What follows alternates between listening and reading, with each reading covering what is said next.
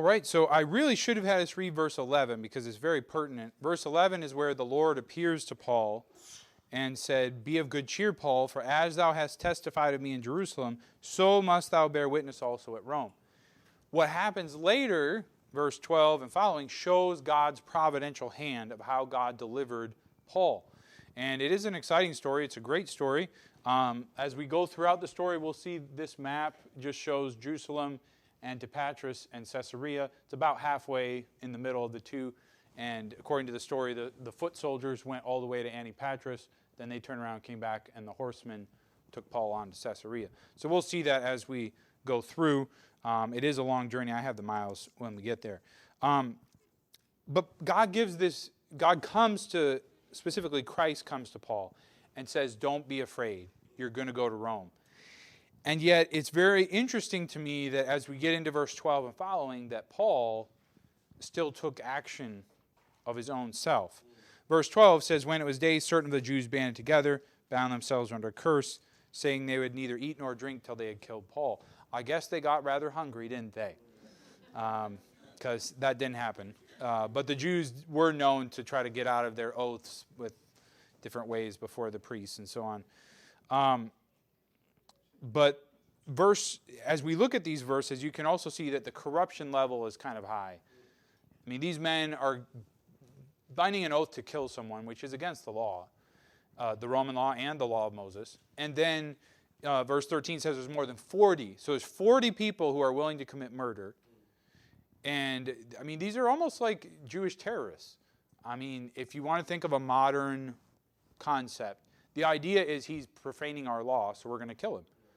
You know, and they somehow believe that this profaning of the law, that their murder of this person would protect the law, and it was better than, you know, their murder somehow was covered by the fact that they were rescuing this, you know, the law or people from this false teaching. Very twisted thinking. And verse 14 says, and they came to the chief priests and elders. So this was known by the highest people, and they were in on it. The chief priests and elders were in on it because they said, hey, we have this oath, we're not going to eat, we're not going to drink. We want you to call him down. Call him down like you're going to examine. We'll jump out and kill him. So now they're going to be complicit, the chief priests and elders. There's no indication that they said, no, we won't do this. There's no indication they went to the Romans and said, hey, there's a problem. Nothing at all. The reason this is found out is because of Paul's nephew. So the corruption level is high, and it's very sad. But these 40 men, they're trying to accomplish something that God has said will not come to pass, right? Because God's already said what? Paul's going to Rome. And let me say that if you want to beat your head against a wall, you go up against what God has said will not come to pass. You know, and obviously his word, that's like the number one thing I mean there. But also, I mean, there's some times in our life where God just says, no, you're going to go here, or you're going to be sick, or you're going to, whatever it might be. God just chooses that this is the way it's supposed to be for a time. And sometimes our temptation is to push against that. And, you know, the tricky thing sometimes is, Lord, is this of you, or is this, you know, is this of Satan? Is this my fault? Is this, you know, something else?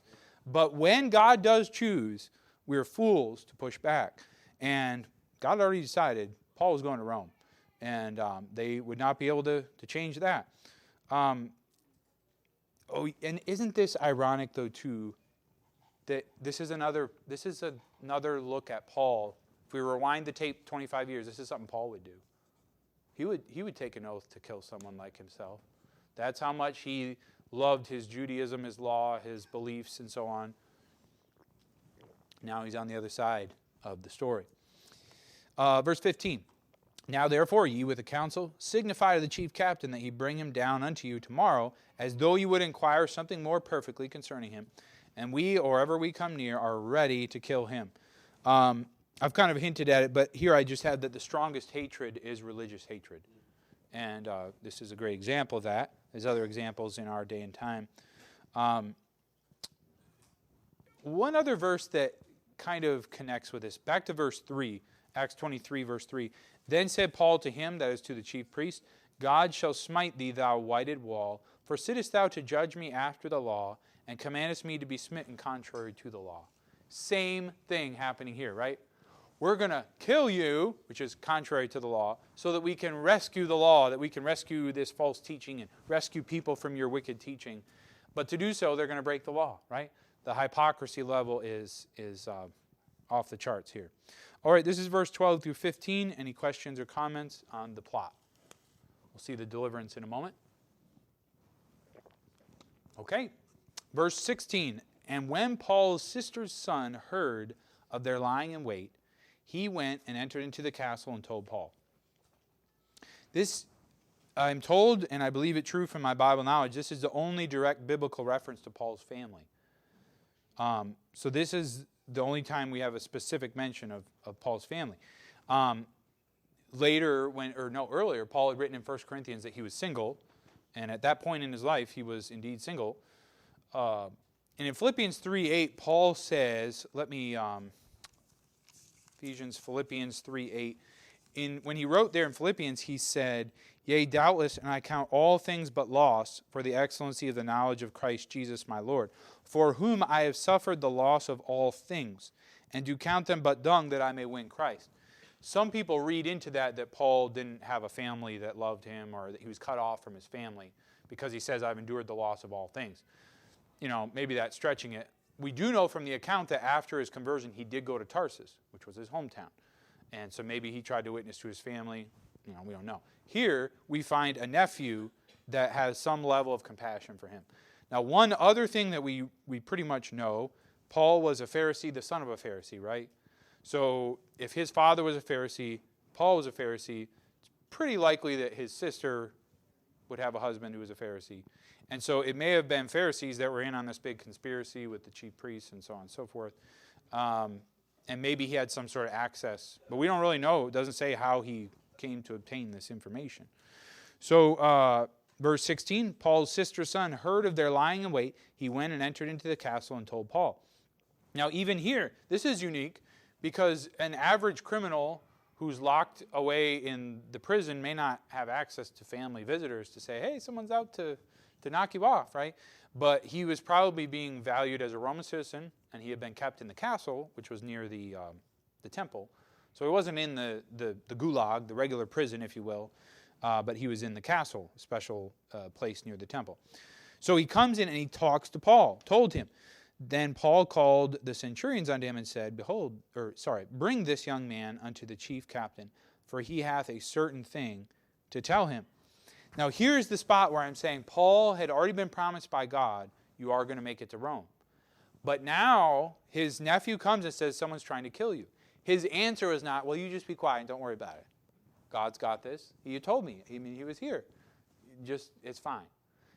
Now, that would sound like a very faith-filled response to me, because God had already told him that. But instead he says, you need to go tell the centurion, and the centurion takes him to the chief captain. So Paul is taking action. He's speaking up. He's saying something. He's making something happen here. And, earlier he had claimed his citizenship. "Hey, I'm a Roman citizen. You can't just beat me without a trial." And kind of a similar thing here, where even after this vision, God says, I will take you to Rome. But that's not saying that we should just lay down and play dead either. And here, we have an example of someone where God had said, "You're going to Rome," and yet when someone has a plot to kill him, he says something. I don't believe Paul had any of this in mind, but the point is that because of this was said, he was taken out of town and taken to Caesarea. He was taken to safety. I mean, when you read about all the soldiers that went with him, 470 people taking one prisoner. That's crazy. But it shows this was a serious plot. There was a lot of hatred. He was the center of controversy, and he's the one person that they wanted out of there. And Paul says, "Look, you take him to the chief captain. He's got a certain thing to say," and he does speak up. And so I don't want to spend a lot of time on this, but it is a difficult thing sometimes to know that God's given me this promise. Like, for instance, God's promised to provide our needs, right? And we believe that, and I preach that. But that doesn't mean we all can just go quit our job and sit at home, stare at the wall and be like, "God said he would provide our needs," And, I think what we need to point out is God promised he would provide our needs. He did not promise how or what method he would use to provide your needs, right? And so here, God had promised to take him to Rome. But God hadn't made a promise that it will be by this way. It will happen this way. God didn't lay that out for him. And yes, God could have used a lot of different ways to rescue Paul. But Paul stepped up and said, go tell this person, you know. And so we have to be careful we don't use faith as an excuse to do nothing. As an excuse also to just think that, you know, God's given a promise, but is there still some sort of action I need to take based upon that promise? And it may be even a little sense that the doubter, you know, the doubter who folds his arms and says, oh yeah, prove it, you know, obviously that's not a good spirit for a Christian. But in faith, in kind of, I guess what I'm saying is in faith, in that spirit of faith, to jump up and say, this is the way, you know. Oh, you know, nephew, you've heard this. Oh, you know, God's given me this promise, and we need to do this. We need to, you know, go speak to them, so this will be the way God will fulfill his promise.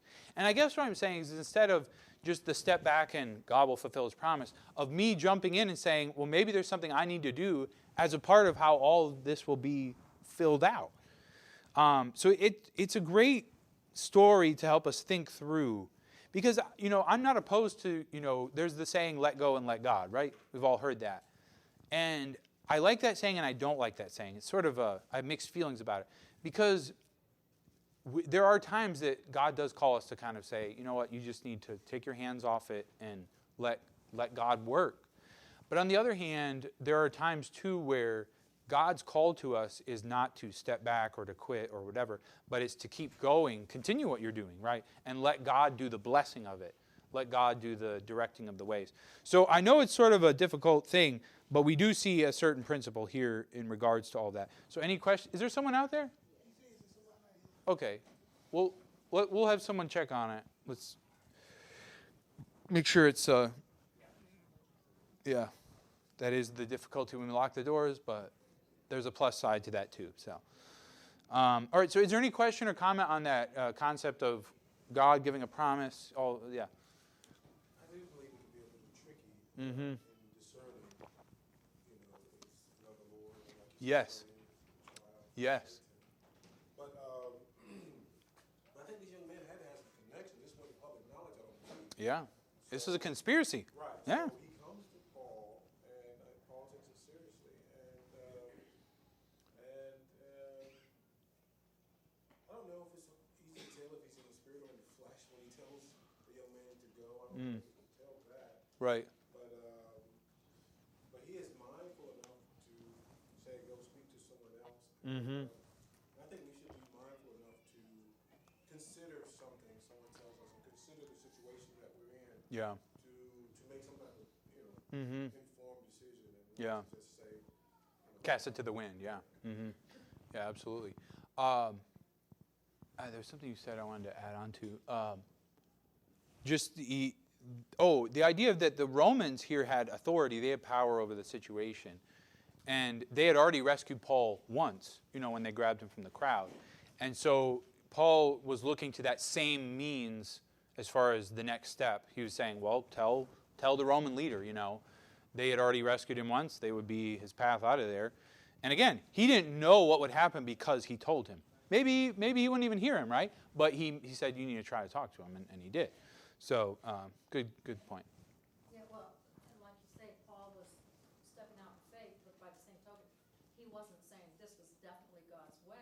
It's just this may be the, you know, like, okay, this is the next obvious Right. step, so to speak. Right. And when it's let go and let God, it's kind of like when we're already trying to manipulate Right. and say, well, it's got to be this way. Make it or- happen, yeah. and we're trying to make it happen. Yeah. And that's when we need to back off. Yeah.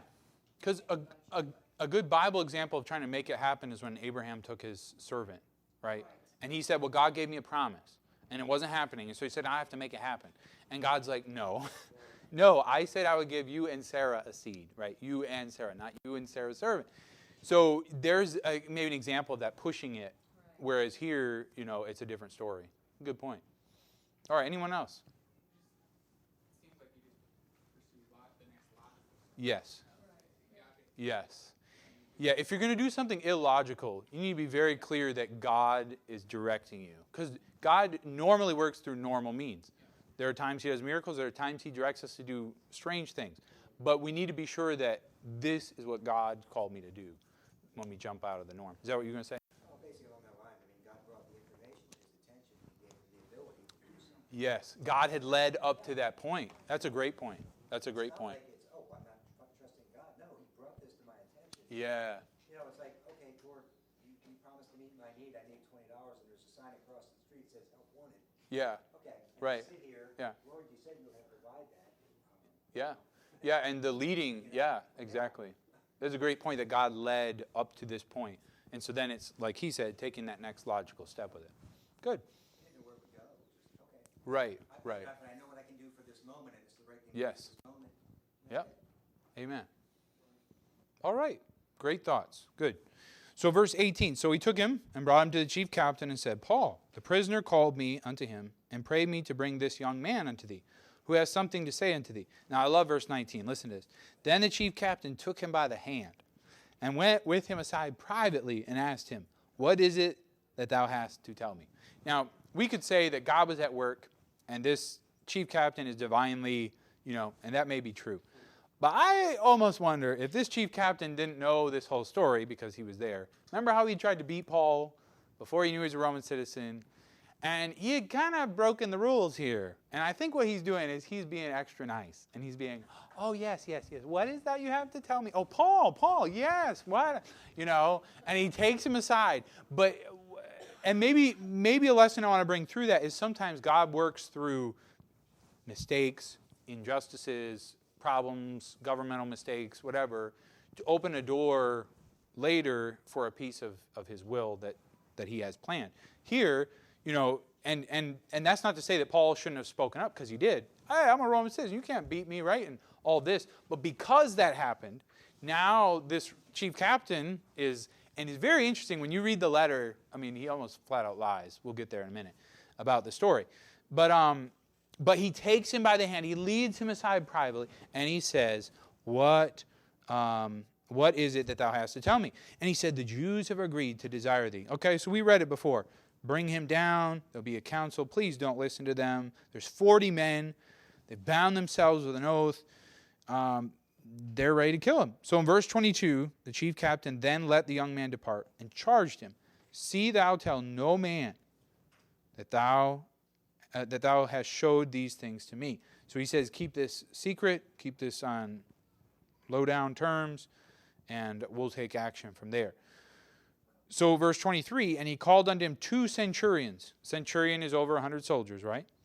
Make ready 200 soldiers to go to Caesarea, which is at the top left corner of the map up there. Caesarea, major Roman city. Now, do we all remember Paul's path down into Jerusalem? He passed through Caesarea, remember? And that was where he met Philip. That was where Agabus predicted that he would be bound. Remember the prophecy where he would be bound? That he would be bonded. He would be bound. And it's just interesting to me that Paul is now coming back into the city, and he's riding a donkey, so maybe he didn't have any bonds on. But he was under bondage, right? The Roman soldiers had arrested him. So in very literal fulfillment of this bondage, he comes back in under the arrest of the Roman soldiers. Go to Caesarea, and horsemen 70. Math, help me out, math folks. 70. And spearmen 200 at the third hour of the night. Third hour of the night is 9 p.m., which is when most people are starting to get ready for bed. Maybe not your house. But the point is, most of the day is over. Things are winding down, right? It's the third hour of the night. And he says, you get them now, you get them up here, and you get on the road right away. So they haul off. 470 people haul off. Now, I want to point out here God's goodness. First of all, we see the protection that happens. With 470, you have to have some pretty serious army to get through 470 Roman guards. And there's 200 footmen, there's horsemen. He himself, verse 24, and provide them beasts that they may set Paul on and bring him safe unto Felix the governor. Paul didn't have to walk. He got to ride. And again, God in his goodness makes for an express trip from Jerusalem to Caesarea. And this is his start of his trip to Rome. It's going to take him 4 years to get there. 2 years in Caesarea. Then there's the journey, and then he sits in Rome for several years before he's seen. So 2 years, 2.5, there's a long time in here. And Paul could have said, Paul's best imagination was probably something very different. The churches will fund me, and I will, that was probably his imagination. God's plan was that he would have a guard, it would be quick. Caesarea, now he's not, once he gets to Caesarea, he's stuck there for 2 years. But still, we just see how God worked it out. Safety, there's no question about safety now. Provision, funding the trip. Hey, the Roman government's funding the trip now. And so things just worked out in God's own fashion, as he does. Verse 25, and he wrote a letter after this manner. Who wrote the letter? The chief captain wrote the letter, okay? This is not Paul writing the letter. The chief captain wrote the letter. Claudius Lysias unto the most excellent governor Felix sendeth greeting. Verse 26 is the salutation portion of the letter. And that phrase, in verse 26, that phrase, most excellent. Most excellent. We find at least excellent given a couple other places in Acts, chapter 24, verse 3. We accept it always and in all places. Most noble, there he's called, most noble Felix. And then also in chapter 26, verse 25, we have it again. But he said, I am not mad, most noble Festus, but speak forth the words of truth and soberness. So it's sort of a side point in the sense of most excellent. So what? Well, that was a phrase that was used of Roman dignitaries, officials, and so on, right? Well, when we look at the very opening of the book of Luke, which Luke wrote to a man named Theophilus, there in Luke he uses that phrase, that concept. Verse 3, Luke 1:3, it seemed good to me also, having had the perfect understanding of all things from the very first, to write unto thee in order, most excellent Theophilus.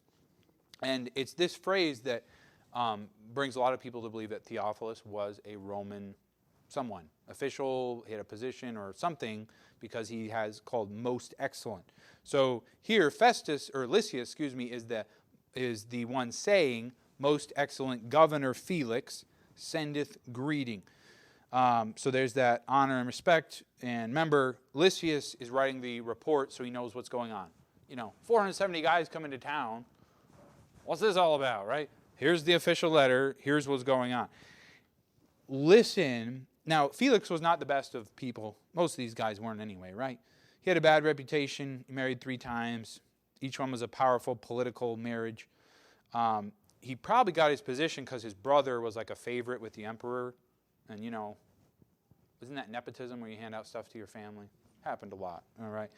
So here he is sending greeting, and this is the description he gives. Verse 27, this man was taken of the Jews and should have been killed of them. Then came I with an army and rescued him, having understood that he was a Roman. No. That's not at all how it happened. Now, yes, you rescued him, but not because you understood that he was a Roman, right? Isn't it interesting how the official story changed? And perhaps that's one of the reasons Luke recorded all this stuff, is so that whoever's reading this Theophilus guy, knows that, well, this is what he's going to say happened. What actually happened, they weren't exactly the same, okay? But he says this man was taken of the Jews, should have been killed of them. Absolutely true. He came, rescued him. Verse 28, and when I would have known the cause wherefore they accused him, I brought him forth into their council. And again, this all fits in, but he certainly leaves out the part about the scourging. He leaves out the part about, he omits all that. He just says, I would want him to know, so I took him to the council. Well, his first method of finding out the cause was to scourge him, right? And when that didn't work, and he found out he was a Roman, then he said, I'm going to take him to the council.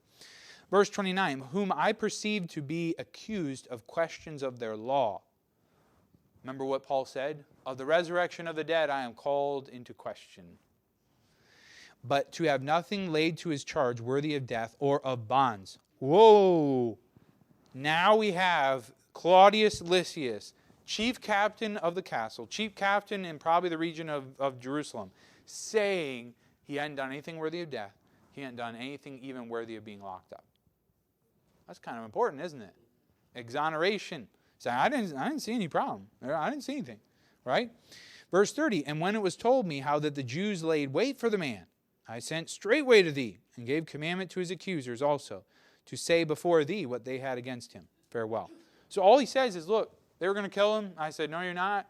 They're going to have to come and accuse him themselves, and they'll be up, straightway. End of the story. Farewell. Verse 31, then the soldiers, as it was commanded them, took Paul and brought him by night to Antipatris. All right. So they traveled through the night. And, it's a long journey. May have taken them into the next day. But it says when they arrived that the foot soldiers turned around and came back. And then the horsemen went on with Paul. Now, if Paul's on a horse or an animal, some kind of beast, he's able to move quickly, right? And I think the horsemen, 70. So he still has 70 people with him. I mean, still a pretty strong number. The rest go back. And then it says, verse 33, who, when they came to Caesarea and delivered the epistle, we just read that, to the governor, presented Paul also before him. And when the governor had read the letter, he asked of what province he was. And when he understood that he was of Cilicia, I will hear thee, said he, when thine accusers are also come. And he commanded him to be kept in Herod's judgment hall. Okay, so Jerusalem to Caesarea was 70 miles.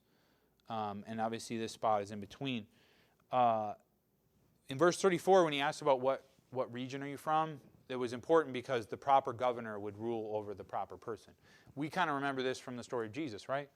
Pilate's like, oh, he's a Galilean, send him to Herod, right? Because Herod was over Galilee. And Herod didn't want him or whatever, so he sent him back to Pilate and said, well, he's in Jerusalem now, so he's your problem. And so there was that concept. And so he makes sure he's of the certain area. And then in verse 35, we find a simple principle, but it was common in Roman law. He would not hear about the case until the accusers were come. And there can be wisdom to that sometimes when there's a controversial situation to say, you know what, I need to hear what you have to say, but I'm going to wait. We're going to hear it when the other party is here. Sometimes there's a time for that. I mean, there certainly could be some exceptions to that. But there is wisdom sometimes to wait till both parties are there. You've heard the phrase, two sides to every story, right? And so he says, once the accusers are come, I will hear thee. Also, it says he's kept in Herod's judgment hall. Again, this appears to be a place for high-level people, nicer conditions. Can't you see the goodness of God to him? He could be in the worst of scenarios, and yet he's in a nicer place, apparently. Herod's judgment hall is an official building. Who is left behind? Who got left behind in Jerusalem? Because remember, they just took Paul. They grabbed him and ran out. Who got left behind? The nephew. Okay. Correct. A lot of people got left behind. Luke got left behind. That's the one I was really going for. Luke's the writer here, right? We find Luke appearing later in Acts chapter 27. 27:1, we see we again, where Luke is present. So I'm sure that when he finally got to Caesarea that Paul filled him in on these details and maybe he spoke with other people. But if you look at the last verse of chapter 24, the last verse of chapter 24 says, but after 2 years, Porcius Festus came into Felix's room. So for 2 years, there was nothing done with this case, which speaks very negatively about Felix, right? I mean, if you're a man of justice, you move ahead with things. You don't just leave things dangling. But anyway, we'll get into chapter 24 next week. So Luke's left behind. But remember, there was a whole bunch of people that came with Paul to Jerusalem, right? Remember Aristarchus and I can't remember them all. They were from this town and that town. They brought all that money down, right? This is not even the full week of the feast. I guess it was on the final day of the feast that Paul was arrested down there. These events happened pretty quickly, and Paul was shot out of there. So Paul leaves Jerusalem probably certainly very differently than when he entered it. And he had brought money to try to heal the Jew-Gentile divide. He went to the temple following this plan of the people to try to appear to be a law-observing Jew and so on. And nothing came of it, really. It turned out to be, humanly speaking, worse than if he hadn't done such a thing. But God certainly had a mind in it all. He's preserved, he's kept safe, and he's taken out of town. All right, follow-up questions, comments? I know it was a big section, but it was kind of story, right? It was moving along. Yes, question here. Yes. Oh, wow. I did not know that. And I felt I was supposed to read. okay. And you did. And we appreciate that. Thank you for doing that for us, Becky. Amen. I did not realize that. Is there anyone else? Question or comment? Okay. Well, let's be dismissed in prayer.